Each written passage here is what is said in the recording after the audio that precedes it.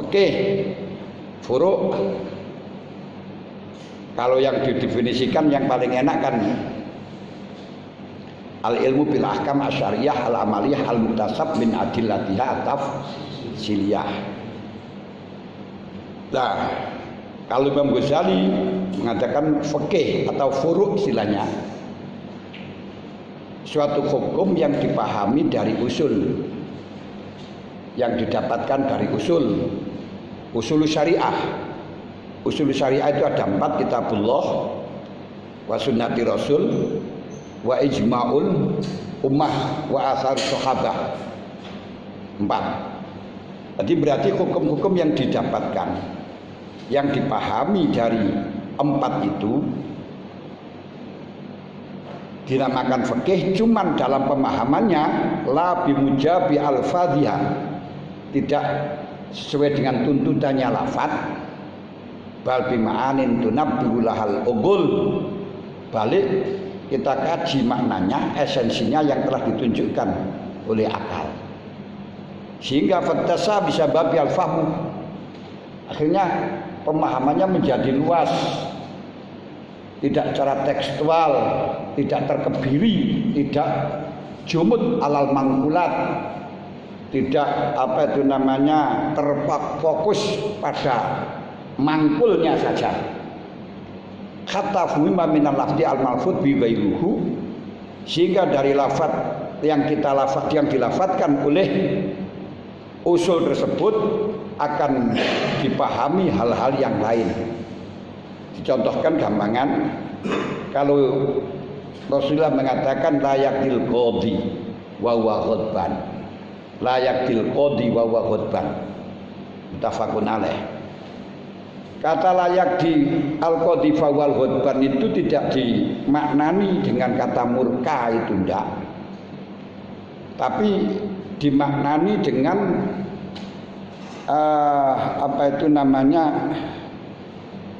dimaknani dengan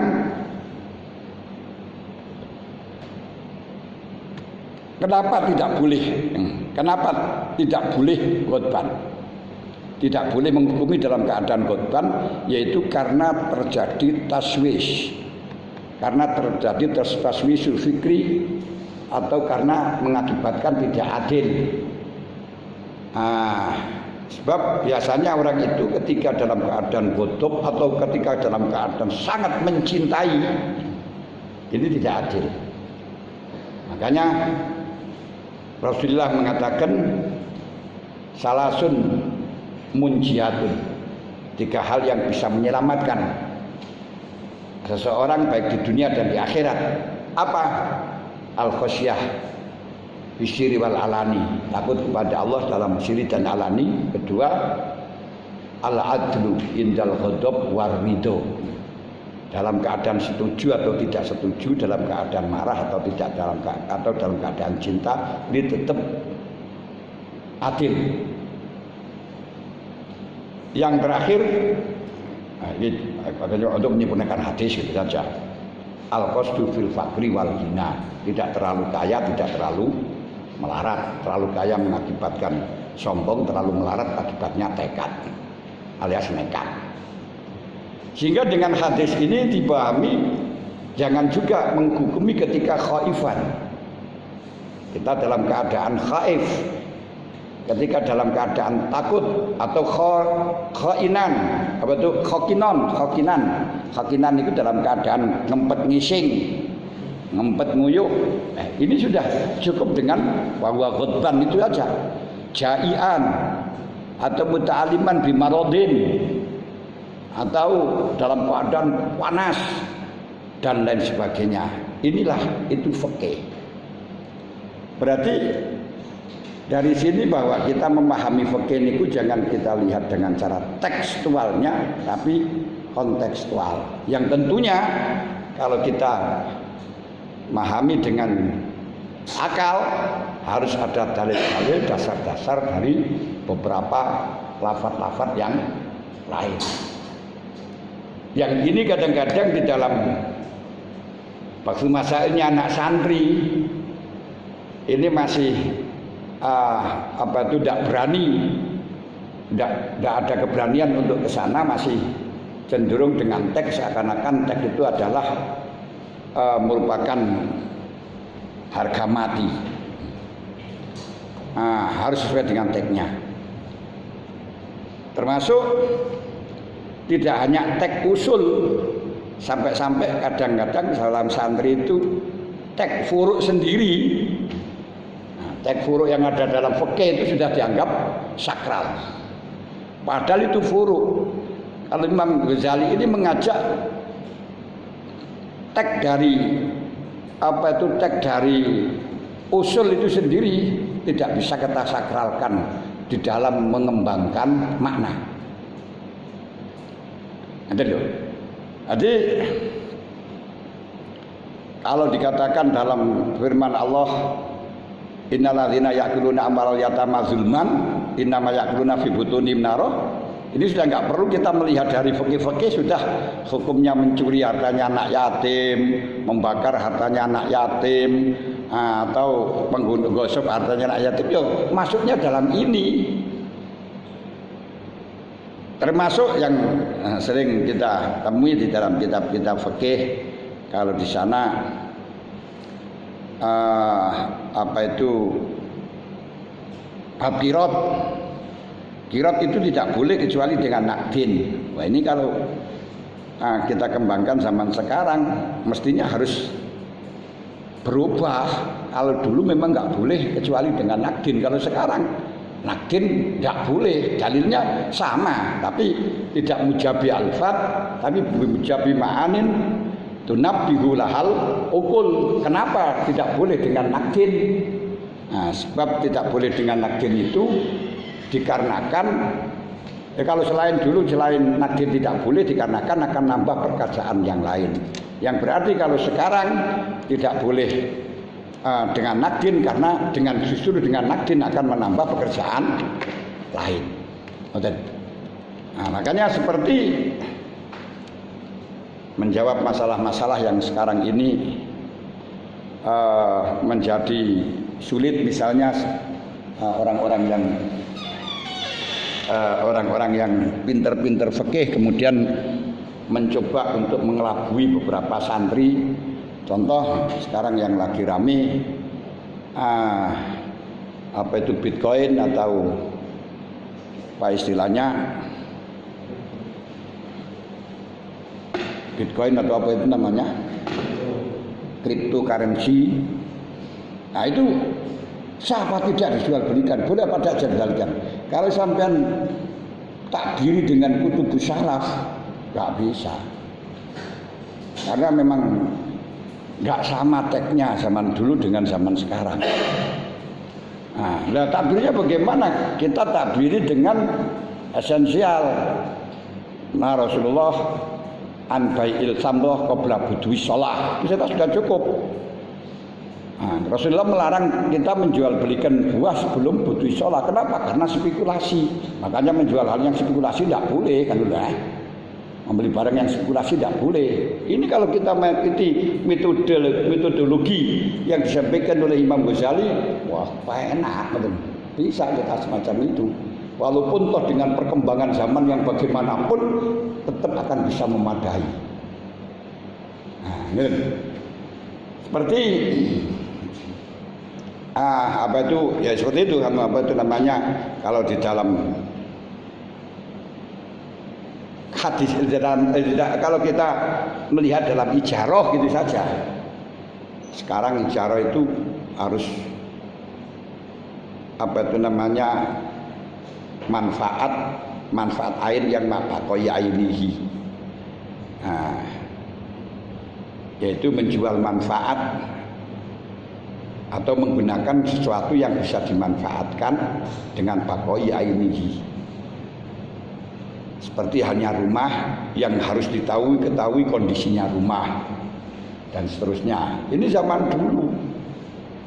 Kalau zaman sekarang rumah sekalipun tidak nampak, tidak diketahui kondisinya, itu bisa asalkan sudah sesuai dengan maksud.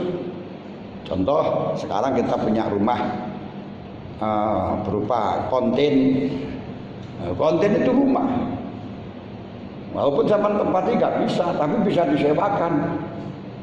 Nah, disewakan untuk pasang promosi-promosi dan apa itu namanya macam-macam itu artinya promosi-promosi berharga itu mahal. Nah ini kalau sama lihat di dalam kitab fikih gak akan menemukan. Termasuk menjual pulsa ini gak ada. Wahnya nggak ada, rupiah juga nggak ada. Dia kata apa? Tapi kalau kita ikutkan di dalam apa itu namanya konteksnya, nah di dalam konteksnya ijarah itu cuma manja abikim belum bair terus kemarin masalah apa itu ijarah rodok itu adalah kita memanfaatkan sesuatu yang barangnya tetap bisa lah, tetap ada, tapi barangnya bisa dimanfaatkan apa saja terserah. Hanya itu saja. Makanya setiap barang yang bisa diambil kemanfaatan, walaupun nggak nyata manfaatnya bisa, gitu. Ini cara kita memahami fikih. Makanya di dalam fikih muwatonah itu nanti juga kita seperti itu, tidak dengan teksnya. Kalau teksnya kita banyak yang salah. Nah, misalnya man badala dina faktuluh, tapi orang wanita tidak boleh dibunuh. Nah ini berarti maknanya bukan karena badaladin, berarti ada hal yang lain. Kalau di situ karena baduluddinnya, berarti semuanya yang punya sifat badaluddin harus dibunuh. Tapi ternyata kok tidak. Ini cara memahaminya. Ini masih sebatas mahwal fikhu wa ma adrakamal fikhi wa ma adrakamal fikhu. Kemudian di sini di samping itu pemahamannya fikih yang semacam itu, paham ya?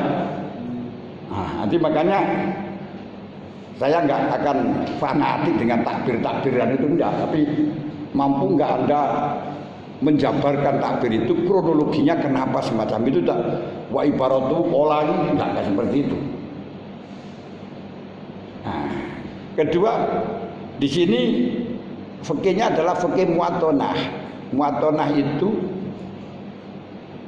aslinya makhudun minal waton. Lafaz yang diambil dari waton maknanya makanul insan wa maqarruh, tempat domisili manusia. Autona rajul al balad istautona. Kemudian ketika watona itu difiilkan, watonun itu bukan fiil tapi isim jamid, kemudian diikutkan wazan fa'ala yufa'ilu mufa'alatan wa fi'alan wa mufa'alan, faedahnya musyarakah baina isnaini fa aktsara al musyarakat wa yaf'ala haduma wa yaf'al akhar hatta yakuna kullun minhuma fa'ilan wa maf'ulan. Berarti yang kita bahas ini fikih muatin. Muatin itu orang yang musyarakah di dalam waton. Orang musyarakah di dalam waton itu artinya orang-orang yang bersama-sama berdomisili satu tempat. Ini yang kita bicarakan. Nah, makanya watonatan iki makna pelafatnya sama dengan muwafakotan, maknanya sama dengan muwafakoh, wazannya juga sama dengan muwafakoh, sama-sama menempati dengan tanpa melihat itu nasabnya dari mana, bangsanya apa, kemudian dari subun apa, terus dari apa itu namanya agamanya apa. Yang penting bagaimana mengatur kita hidup di dalam tanah yang kita miliki bersama, yang kita tempati bersama. Yang sudah barang tentu dalam masalah fikih muwatonah ini nanti banyak yang zahirnya tidak sama dengan konsep fikih yang ada di dalam negara khilafah. Nah, jelas beda. Nah, sedangkan fikih-fikihnya Imam Syafi'i ini mayoritas kecuali muasyarah itu adalah fikih dalam konsep negara khilafah. Lah bedanya apa? Kalau negara khilafah itu memang negara yang milik orang Islam. Jadi tidak melihat dari siapa yang menepati, tapi siapa yang menghaki. Nah, berarti dari awal siapa yang menghaki? Yang menghaki di situ orang Islam karena perebutan dengan orang kafir, dan tanah itu sudah diwakafkan untuk orang Islam. Yang sudah barang tentu ketika sudah diwakafkan orang Islam, orang-orang non-Islam yang masuk di daerah itu berarti orang asing. Nah, orang asing perlu ada kesepakatan, termasuk ada jizyah. Nah, harus ada usur, bayar 1/10 dari penghasilan dan lain sebagainya. Wajar. Kenapa? Karena nunut. Nah, makanya di sana di dalam konsep-konsep itu kalau tidak masuk Islam, gak mau, berarti gak punya hak. Kalau gak punya hak harus ada jizyah. Kata itu jizyah ta'ad yatin bahum syafirun. Tapi kalau di dalam fikih muatonah enggak. Seperti di Indonesia ini muatonah atau istilah terkenal dengan negara bangsa. Ini tidak melihat dari siapa yang berhak, tapi semuanya haknya orang yang menempati. Haknya orang yang menempati. Karena di sini tidak pernah ada perebutan antara Muslim dengan non-Islam. Gak enak perebutan tanah antara Muslim dengan non-Islam kemudian dimiliki orang Islam atau dimiliki non-Islam, tidak. Tidak pernah ada sejarah semacam itu. Akan tetapi semuanya agama di sini yang dulu malah mayoritas orang Hindu, orang Buddha yang berada di Indonesia. Lalu dengan walaupun di sini mayoritas Muslim yang sehingga seakan-akan bisa menguasai, akan tetapi tidak ada penguasaan negara ini kepada orang Islam walaupun mayoritas, dikarenakan mereka-mereka itu tetap memiliki tanah yang asalnya orang non-Islam, tidak direbut tanahnya, tidak diperangi, tapi diajak masuk Islam. Nah, makanya tanah yang ada di Indonesia ini misalnya miliknya Zaid yang Muslim, tapi bukan miliknya orang Islam. Nah, makanya kok ada nanti kalau tanahnya orang Islam itu sudah dibikin kepada orang Islam seperti masjid, itu tidak boleh non-Islam masuk, kecuali mendapat izin dari Muslim. Di situ dikatakan Innal musyrikin najasun fala yaqrabu masjidal haram ba'da amihim hadza. Berlaku konsep itu.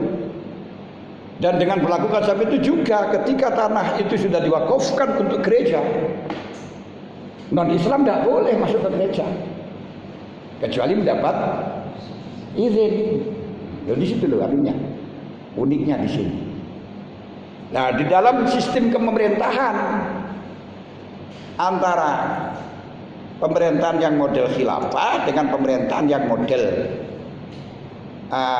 muatonah ini sangat berbeda. Berbedanya bagaimana? Kalau khilafah itu pimpinannya Imamul A'zam. Imamul A'zam, imam yang berarti man la quriyasatun fid dunya wal akhirah jami'ah. Orang yang menguasai, punya otoriter, ngatur urusan dunia dan akhirat dengan syarat totalitas. Nah, dalam hal ini yang orang yang bisa mengatur semuanya niku qading qorodo ba'da salasina sanatan min ba'di wafatin Nabi. Setelahnya 30 tahun setelahnya wafatnya Nabi sudah tidak ada. Dan di dalam konsep negara yang pakai semacam ini, itu akan masuk al-qaum ala dini imamihim. Kaum harus sama dengan agamanya pimpinannya. Harus sama dengan agamanya pimpinannya. Dan kalau dipraktekkan hal ini akan terjadi chaos. Sehingga banyak beberapa orang-orang alim, para ulama-ulama menjadi korban karena konsepnya khilafah, bukan konsep muatonah. Nah, bukan konsep muatonah. Nah, konsep khilafah bagaimana? Coba kalau kita tahu dari sejak dulu Syekh Buti saya buti niku santrinya Imam Syafi'i di penjara ya gara-gara menentang atau gak sama dengan akidahnya Imam. Seperti Ahmad bin Hambal sampai di penjara karena tidak mau mengikuti agamanya Imam yang waktu itu mengatakan Quran adalah makhluk, di penjara. Syekh Yazid Al-Bastami itu dijatuhi hukum gantung sampai 3 kali. Alhamdulillah lolos terus. Kenapa? Karena dianggap sesat. Mansur Al-Hallaj dibunuh karena dianggap sesat. Nah, ini kalau sudah dipraktikkan semacam ini, maka akan terus berlanjut peperangan dalam agama. Kenapa? Karena berusaha untuk menguasai agama, untuk untuk memperjuangkan agamanya harus dengan melalui formal, harus melalui undang-undang sebagaimana yang didahulukan dalam hadis ad-din wal muluk tau'aman. Tapi kalau kita dalam negara bangsa, ini konsepnya bagi amir, bagi sultan, bagi pemerintah, ini memang kekuasaannya menyeluruh kepada umat, tapi hanya sebatas urusan yang lahir. Urusan yang lahir itu bagaimana? Yaitu yang hubungan interaktif, hubungan antar satu dengan yang lain. Kalau urusan pribadi, pemerintah tidak boleh ikut campur. Nah itu nanti kalau mabuk bagaimana, ini urusan pribadi atau akan urusan interaktif. Kalau dilihat dari sisi dosanya itu urusan pribadi, tapi kalau di dalam urusan akan berakibat fatal kepada orang lain, malah hubungannya interaktif ya, sehingga harus dilarang karena mengakibatkan merugikan kepada orang lain. Nah, sementara ini kalau kita pandang dari situ, fikih-fikih kita yang konsepnya khilafah ini akan mendapatkan kesulitan ketika dikapulasikan dengan fikih muatonah, termasuk contoh saja sholat raghaib, sholatul khamsi yang menurut Ibnu Hajar bid'ah mazmumah, yajibu alal ulatil amri nahyu murtaki biha wa ta'jiru man fa'alaha kaifa taqdar biman qala huwa minhum Al-Ghazali gitu ya. Nah, itu orang yang sholat dengan raghaib, sholat khamsi aja harus dipenjara, harus ditazir. Wah ini repot ini nanti gini. Nah ini tidak bisa kita biarkan semacam ini. Berarti kalau dilihat dari sini, pemerintah tidak punya hak mengatakan ini sesat atau tidak sesat. Aliran ini sesat atau tidak sesat, pemerintah akan punya hak. Ini intern urusan tokoh. Dan dalam undang-undang seperti itu, cuman yang dianggap tokoh itu siapa? Ini juga sulit sekali. Apakah kalau orang Islam berarti yang dianggap tokoh adalah yang sudah masuk di dalam jajaran Pak Asmui, MUI? Jadi menjadi masalah. Sehingga dalam hal ini seperti Gus Dur, orang yang paham dalam fikih muatonah, beliau membela memihak pada Ahmadiyah ketika Ahmadiyah akan dibubarkan. Tapi Gus Dur memerintahkan FPI dibubarkan. Nah ini seakan-akan dalam lahirnya beliau membenarkan Ahmadiyah, menyalahkan FPI. Tapi kita harus memahami beliau itu, kalau FPI itu Ahmadiyah itu tidak punya, bikin olah kepada siapapun, cuma sesat. Lah yang bikin olah FPI gembur, Ahmadiyah karena dianggap menodai agama. Nah ini di sini menjadi masalah.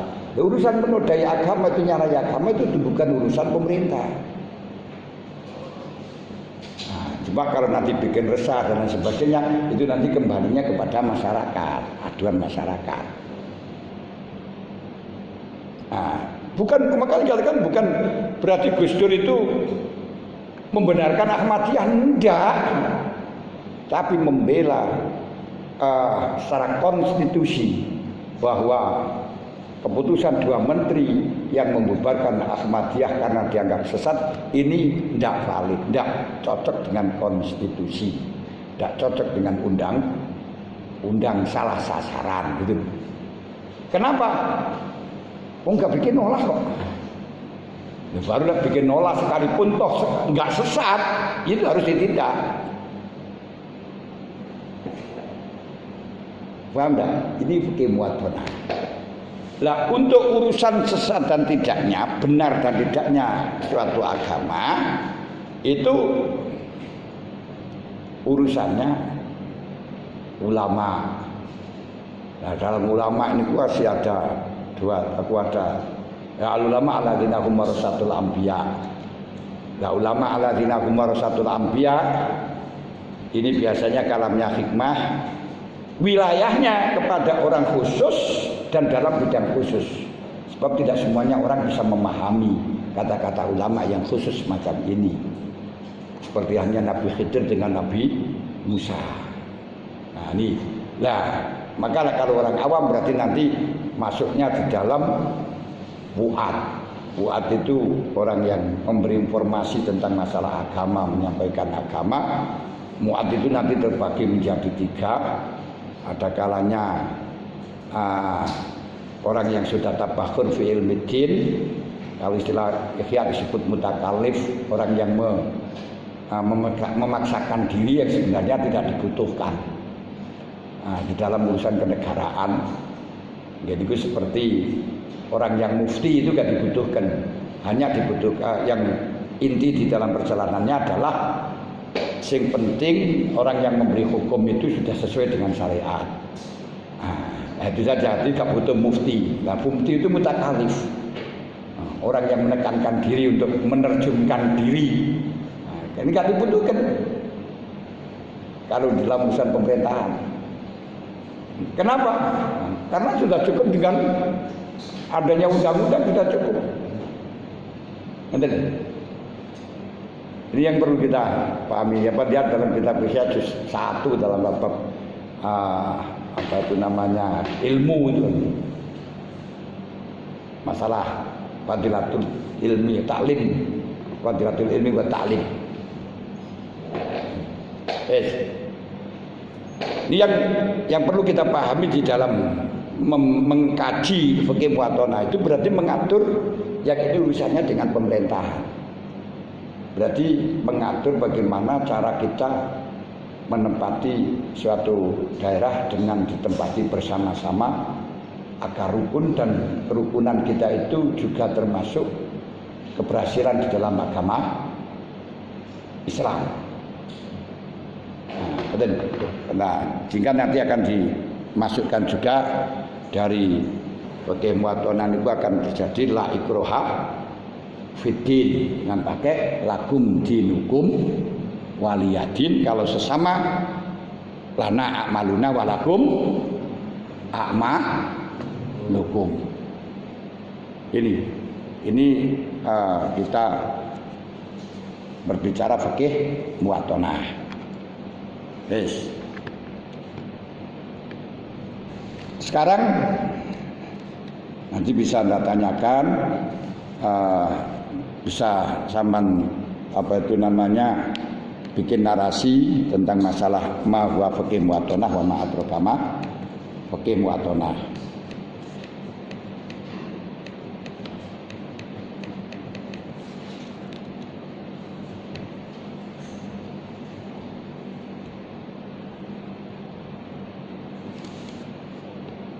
Sekarang kita mulai.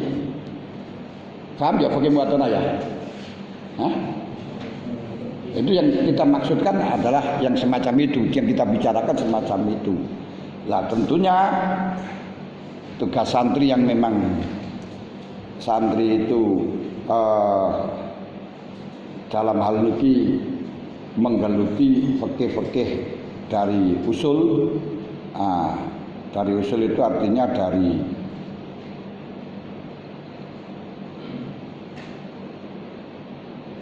fikih-fikih yang dari usul yang notabene banyak kita ambil konsepnya dari khilafah, model khilafah. Terus harus bisa mengkablorasikan sehingga menjadi fikih muwatonah.